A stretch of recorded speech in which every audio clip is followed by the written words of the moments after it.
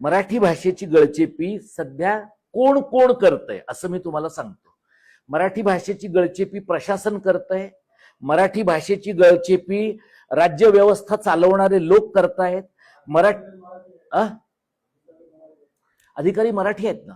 आम्ही मुंबई महानगरपालिकेचे जे अधिकारी आहेत भूषण गगरानी ते मराठी आहेत. UPSC त्यांनी मराठीमधनं दिली आहे. भारतात ते तिसरे आलेले आहेत. आणि 8 दिवसांच्या पूर्वी आम्ही त्यांची भेट घेतली. त्यावेळेला मुंबईतल्या बंद पडलेल्या किंवा धोकादायक ठरवून बंद पाडल्या गेलेल्या मराठी शाळांच्या बद्दल बोलण्यासाठीचं सौजन्य सुद्धा त्यांच्याकडे नव्हतं. अशा आडनावाने मराठी असलेल्या माणसांचं आपण काय करणार आहोत.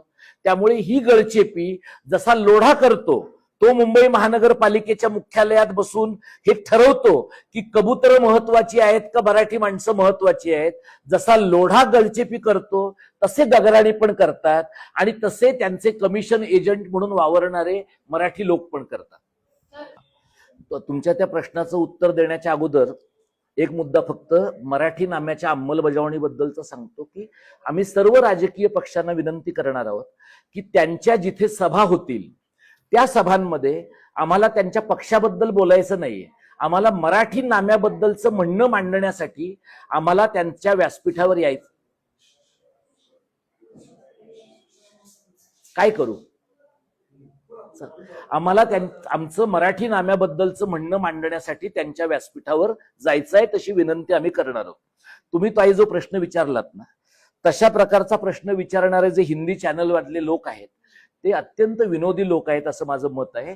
याचं कारण जगातल्या सर्व माणसांचा उगम हा आफ्रिकेतल्या एका स्त्रीपासून झालेला आहे असं लोक म्हणतात. पण मग जर तसं झालेलं असेल तर मुंबई मराठी पत्रकार संघामध्ये मी मराठीतून पत्रकार परिषद घ्यायची की नाही, का आफ्रिकनच भाषेमध्ये बोलायचं, याचं उत्तर आपण जरा दिलं पाहिजे. राज ठाकरेंच्या बद्दल लोक म्हणतात की ते सिकिपी आहेत, मग ते तिकडनं कायस्थ म्हणून आलेले आहेत. महाराष्ट्रातल्या भारतातल्या अनेक प्रांतांमधले लोक शेकडो वर्षांमध्ये स्थलांतर केलेली आहेत लोकांनी. पण संयुक्त महाराष्ट्र नावाची एक आयडेंटिटी जेव्हा तयार होते तेव्हा इथं आलेल्या माणसांची काय भाषा आहे हा महत्वाचा मुद्दा आहे. आणि हिंदी चॅनल जे आहेत त्यांचा एकूणच IQ हा निगेटिव्ह मधला असल्यामुळे त्यांच्याकडून फार काही विचारांची अपेक्षा करण्याची गरज नाही. त्याचं उत्तर राज ठाकरेंनी दिलंय ना. मी काय त्यांचा प्रवक्ता नाहीये. त्यांनी त्यांचं उत्तर दिलेलं आहे आणि राज ठाकरेंनी त्यांच्या पद्धतीनं उत्तर दिलं तर बऱ्याच चॅनलवाल्यांना पळता भोई थोडी होईल. त्यामुळे ते त्यांचं ते पाहून घेतील. पण हे वेडगळ विधान आहे एवढं मी तुम्हाला सांगतो. हे बघा आता कसं आहे माहित आहे, काही मराठी लोक आपल्याकडे, काही अमराठी लोक अनेक भागांमध्ये असे आहेत आपल्याकडे. आम्ही असं म्हटलेलं आहे की जिथे एकापेक्षा जास्त मराठी उमेदवार आहेत तिथं मराठी शाळा, मराठी भाषा, महाराष्ट्र, मराठी संस्कृती याच्याबद्दल प्राधान्य देणाऱ्या उमेदवाराला तुम्ही प्राधान्य द्या. आणि आम्ही म्हणतो तसं की मराठी उमेदवारालाच प्राधान्य द्या. जिथे अमराठी उमेदवार आहे मग तो काँग्रेसचा असेल, भाजपचा असेल, इतर कोणत्याही पक्षाचा असेल, अमराठी उमेदवाराला मतदान करू नका असं आम्ही स्पष्टपणाने म्हणतो आहोत. आता ह्याच्याबद्दल जे फारच आपल्याकडे अल्ट्रा लिबरल लोक आहेत त्यांनी त्याला प्रतिगामी, संकुचित, मागासलेलं काही म्हणावं.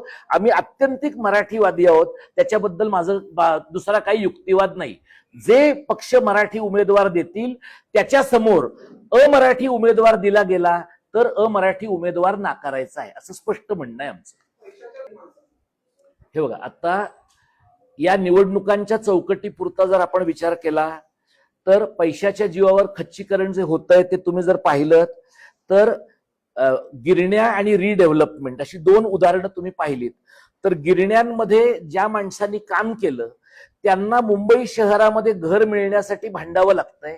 त्यांना शेलू, वांगणी आणि नवीन पनवेलमध्ये कुठेतरी अशी काडेपेटीसारखी घरं सरकार देण्याचा प्रयत्न करतंय. आणि त्या ज्या मूळ जागा आहेत गिरण्यांच्या तिथे लोढापासून रहेजापर्यंत सगळे मोठे बिल्डर अत्यंत मुजोर होऊन बसलेले आहेत. तिथली माणसं गेली म्हणजे पूर्ण परिसंस्था गेली, इकोसिस्टीम गेली, शाळा गेल्या तिथल्या. आणि दुसरीकडे तुम्ही जर बघितलं रिडेव्हलपमेंट मध्ये लोकांना जेव्हा घरं दिली जात आहेत, आता वरळीमध्ये 40 आणि 45 मजल्यांचे टॉवर बांधले गेले. तुम्ही वरळीमध्ये सुद्धा बीडीतल्या लोकांना टॉवर का दिले गेलेत? वरळीमध्ये आता तुम्ही जर जाऊन बघितलं तर इतके मोठे हाय रायझेस, मोठ्या इमारती झाल्यात, गुजर मारवाड्यांची वस्ती असलेल्या, की आणखी एखाद्या निवडणुकीनंतर आदित्य ठाकरेंना त्या मतदारसंघात जाता येणार नाही अशी परिस्थिती आहे. म्हणजे मराठी लोकांची घरं यांनी मराठी लोकांच्या प्रेमापोटी केलेली नाहीयेत. त्यांना असं लक्षात आलंय की गुजर मारवाडी एकतर उतरत नाही आणि उतरला तर भाजपच्याच माणसाला मतदान करायला उतरतो. मग आपला माणूस त्या बिल्डिंगमध्ये राहायला पाहिजे म्हणून रिडेव्हलपमेंट मध्ये पण काही ठिकाणी मराठी लोकांना घरं देण्याचा प्रयत्न होतोय. पण आत्ताच्या घडीला मराठी माणसांच्या मागे महाराष्ट्र सरकार पूर्ण ताकद, कुठलंही सरकार आत्ताचं पाशवी बहुमतवाल्यांचं असेल किंवा दुसरं कोणाचं येईल ते असेल, हे पूर्ण ताकदीनं जोपर्यंत उभे राहत नाहीत, हे कोणाच्या मागे आता उभे आहेत? हे सगळे लोढा आणि आशरच्या मागे उभे आहेत. कृपाशंकर सिंग जो जेलमध्ये पाहिजे होता, संजय निरुपम ज्याला कधीच फटके पडायला पाहिजे होते, या सगळ्यांना वाढवलंय कोणी? मराठी लोकांनी वाढवलेलं आहे. आणि ते वाढवल्यामुळे हे तुरुंगात जायला हवे असणारे लोक आता इतके मुजोर झालेले आहेत की ते ठरवतात मुंबई शहराचा महापौर कोण होणार आहे. अशा प्रकारचं डिस्ट्रॅक्शन करणारे जे लोक आहेत यांचा नीट बंदोबस्त करणं हा एक अजेंडा आहे. आणि मराठी माणसांनी विदर्भ, मराठवाडा, कोकण, खानदेश, पश्चिम महाराष्ट्र इथल्या लोकांनी बाबासाहेब म्हणाले होते त्याप्रमाणे महाराष्ट्र आपला आहे तो क्लेम केला पाहिजे. आपण महाराष्ट्र मिळवला पण क्लेम केला नाही. तो क्लेम केलाय पैशाच्या बाबतीत गुजर मारवाड्यांनी आणि संख्येच्या बाबतीत उत्तर भारतीयांनी. यांचा क्लेम मागे ढकलून मराठी माणसांनी मिळवलेलं राज्य आपलं टिकवण्यासाठी जे काही करावं लागेल संविधानात्मक सनदशीर चौकटीमध्ये ते सर्व केलं पाहिजे. ते जर केलं नाही तर यानंतरच्या काळामध्ये फार कठीण परिस्थिती असणार आहे. मोठ्या प्रमाणात ते जमिनी विकत घेत आहेत, पण त्यांना जमिनी घ्यायला मदत करणारे तलाठी, प्रांत, ग्रामसेवक, पोलीस पाटील, उपजिल्हाधिकारी, DYSP मराठी लोक आहेत ना. तिथे कृपाशंकर सिंगला सिंधुदुर्गात आणि रत्नागिरीत जमीन कोण घेऊन देतं? आपले लोक आहेत. आपले लोक नालायक आहेत. त्यामुळे बाहेरच्या लोकांचा बंदोबस्त करायला पाहिजे हे बरोबर आहे. पण हे जे भूमाफिया कोकणामध्ये, पश्चिम महाराष्ट्रामध्ये निर्माण झालेले आहेत, हे भूमाफिया मराठी लोकांनी जर सोकावलेले असतील, तुम्ही पार्थ पवारच्या जमिनीचं बघा ना. पार्थ पवार त्यातला एक गुन्हेगार आहे. ती दुसरी जी तेजवानी आहे ती सिंधी आहे. कशा अजित पवारांच्या मुलाला पार्टनर म्हणून पण मराठी माणूस मिळत नाही. इतके हे गये गुजरे लोक आहेत. या अशा प्रकारच्या लोकांचा म्हणजे नुसता जमिनी परप्रांतीय घेतात म्हणून त्यांचा बंदोबस्त करून चालणार नाही. ते सगळं फॅसिलिटेट करणाऱ्या मराठी लोकांचा पण बंदोबस्त केला पाहिजे असं आम्हाला वाटतं. हे बघा, मी तुम्हाला हे का सांगू शकतो? आम्ही जे चळवळीतले लोक आहोत, आमची मुलं मराठी माध्यमाच्या शाळेत गेली आहेत आणि आम्ही चळवळ करतोय म्हणून मुलं मराठी माध्यमाच्या शाळेत गेली नाहीयेत. आमची मुलं मराठी माध्यमाच्या शाळेत गेली आहेत म्हणून आम्ही या चळवळीत आहोत. आता तुम्ही राजकीय पक्षाच्या लोकांची नावं घेऊ नका, आपल्याला माहिती आहे. म्हणजे आता माझ्या माहितीमधला हर्षवर्धन सपकाळ हा एकमेव मोठा राजकीय नेता आहे सध्याचा महाराष्ट्रातला, ज्याची मुलं मराठी माध्यमामध्ये शिकलेली आहेत. बाकी दोन्ही ठाकरेंची शिकलेली नाहीयेत, भाजपमधल्या लोकांची शिकली नाहीयेत. ते सगळे बॉम्बे, स्कॉटिश आणि इतर ठिकाणी शिकलेत. त्यातनं त्यांनी आता युक्तिवाद काय तयार केलंय? शाळा कुठली का असे ना, मराठीतनं तर बोलतायत ना. मग तुम्ही त्यांचं मराठी ऐकून बघा.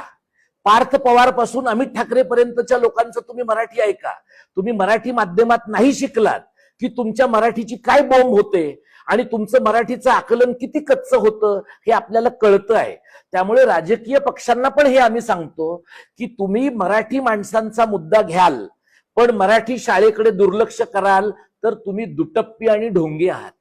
मराठी शाळा, मराठी भाषा आणि मराठी माणूस या तीन गोष्टींचा एकत्रच विचार केला पाहिजे.